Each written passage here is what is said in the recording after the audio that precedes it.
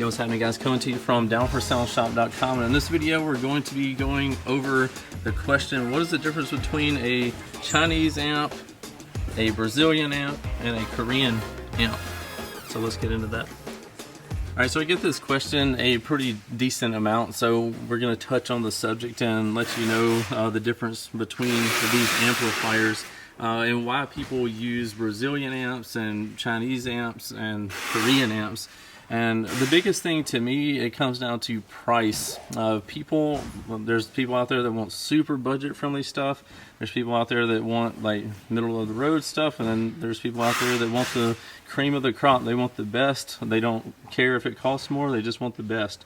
So starting out, Chinese amplifiers or Chinese manufactured amplifiers and Brazilian type of amplifiers are known to be more budget friendly options. Some people like to use them because of that reason. It's more budget friendly. I know back in the day there was a ton of issues with the Brazilian amplifiers. I can't tell you how many times I saw people's rides catching on fire from these amplifiers failing. It was over and over and over, and I haven't seen so much here lately.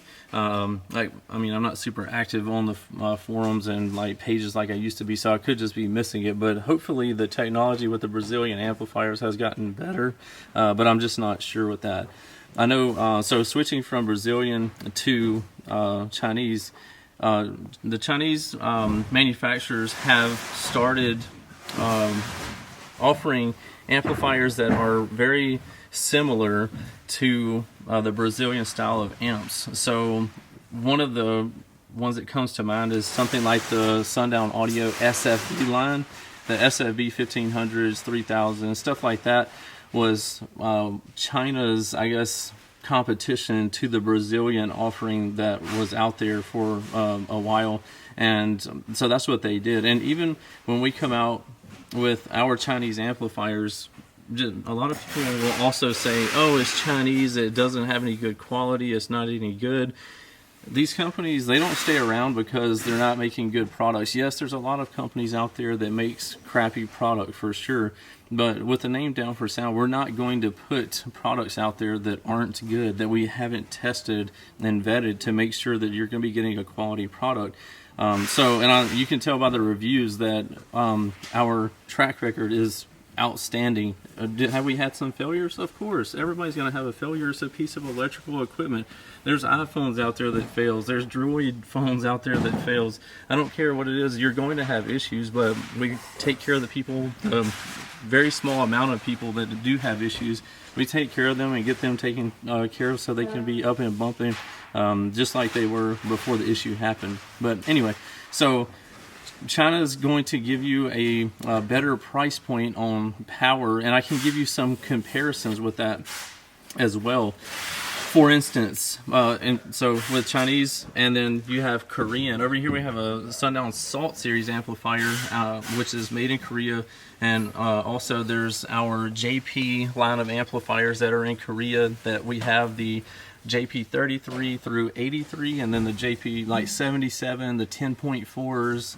The 13.2s, all these big awesome amplifiers are made in Korea because you want, when you start getting into bigger power, for sure you want the resilience of a Korean made amplifier. The Korean made amplifiers are known to be way more heavy duty and more willing to take abuse over Chinese built amplifiers and Brazilian amplifiers. So that's why a lot of people will pay more for something like a Salt Series amplifier or the JP 33s through 83s. They'll pay more for that because they're getting the cream of the crop, the best products that you can get. So, for instance, price difference. Our JP 23 amplifier is $299. And we've sold thousands and thousands of these things. People love them. They work great. They last. People are still using the very first run that we came out with. So those are $299 for a Sundown Salt 2, which is a 2,000 watt amplifier. $799. So, and what you're getting is, it definitely is a better built amplifier, but again, the people that we deal with in China on these amplifiers, they're doing great. Like and they offer a lot of the same functions as well. Say on this amplifier, you have Tiffany style RCA connections, a very nice heat sink. I will say the heat sink is more heavy duty than the JP23. But on this one you have your clip, protect, and power. We have all that on our JP23 as well. Even the high-end bass knob that's going to give you your voltage. A lot of the same features that the Salt amplifier is giving you, you can get them in the JP23. So that's probably the reason why we probably sell 100 to 1 when it comes down to a JP23 versus a Salt 2. Again, some people just want the best, and the best is going to be the Salt 2 or something made in Korea. But other people are like, I can't justify spending an extra, what is that, $400 on getting a 2,000 watt amp just because it's made in Korea. So that's going to come down to each individual person, and that's why we offer so many different things to make whatever it is that makes you happy. We're here to do that. But that's going to be the overview of the difference of these amplifiers and why I think people run the different ones. Obviously in my Tahoe you see the JP83s, and we're going to be putting the JP10.4s in there for powering all the mids that we have, so it's going to be ridiculous.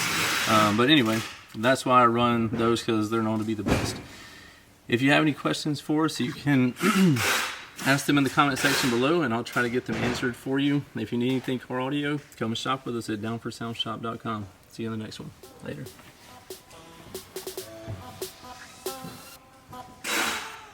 What's happening, guys? If y'all enjoyed all the hot content that you saw in that video, be sure to follow me on YouTube, Facebook, TikTok, Instagram under the Life of Price, and also Down for Sound Shop on Facebook and Instagram. And don't forget Snapchat. I'm JPD4S on there, so be sure to check me out there. We'll see you in the next one.